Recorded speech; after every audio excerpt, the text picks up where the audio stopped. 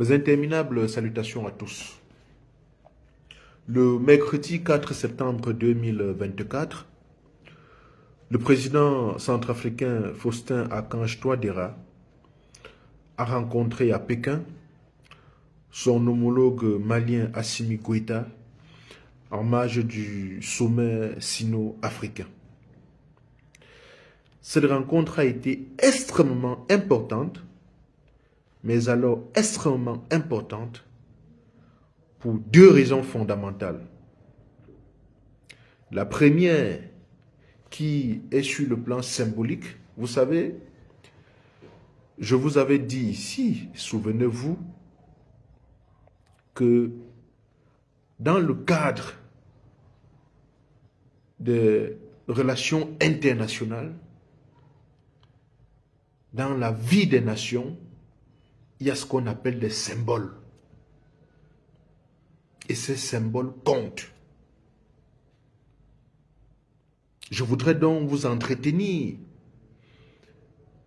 sur l'importance du point de vue symbolique de cette rencontre qui s'est tenue à Pékin entre le président Faustin-Archange Touadéra et Assimi Goïta.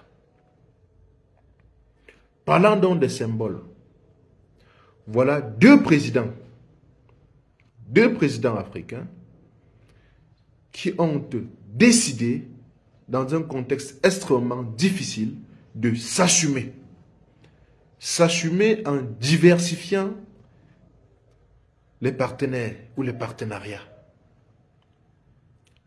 Et ces deux présidents ont été diabolisés sur le plan médiatique par des puissances occidentales, comme quoi ils ne pouvaient rien faire, comme quoi ils sont allés signer une coopération, je ne sais pas quoi, avec un groupe terroriste qu'ils ont appelé Wagner. Souvenez-vous, cela a fait beaucoup de bruit.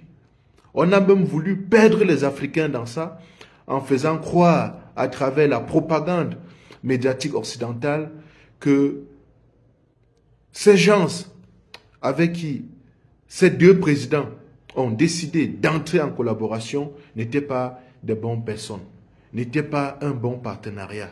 Or, le résultat est là aujourd'hui. Nous sommes en train de voir ce que la collaboration entre le Mali et la Russie a apporté.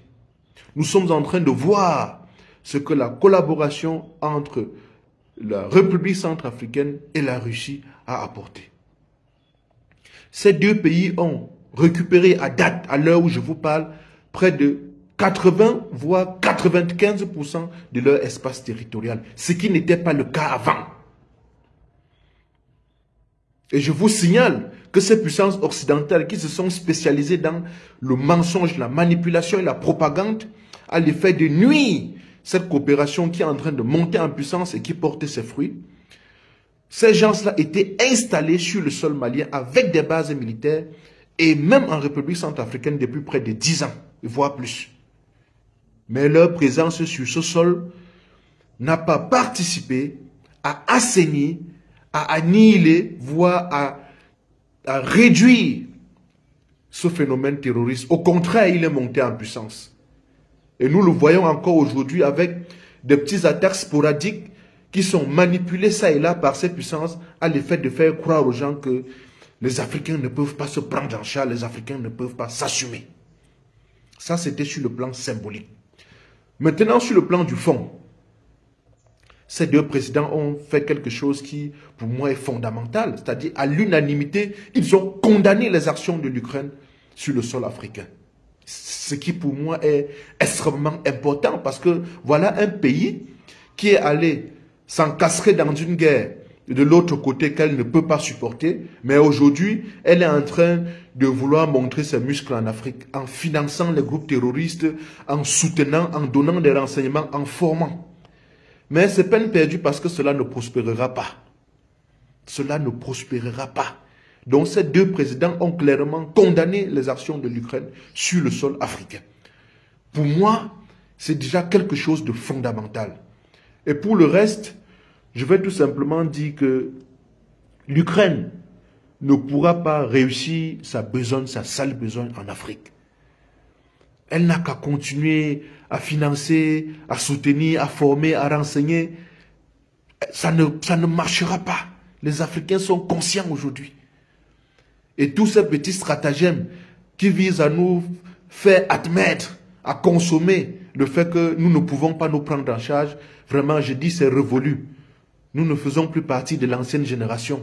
Et tout ce qui se faisait de manière un peu cachée aujourd'hui est révélé. Et tous les Africains sont au courant et savent. Donc, soutien au président Assimi Goïta, soutien au président Faustin Archange Touadéra, continuez le combat. Nous sommes là pour vous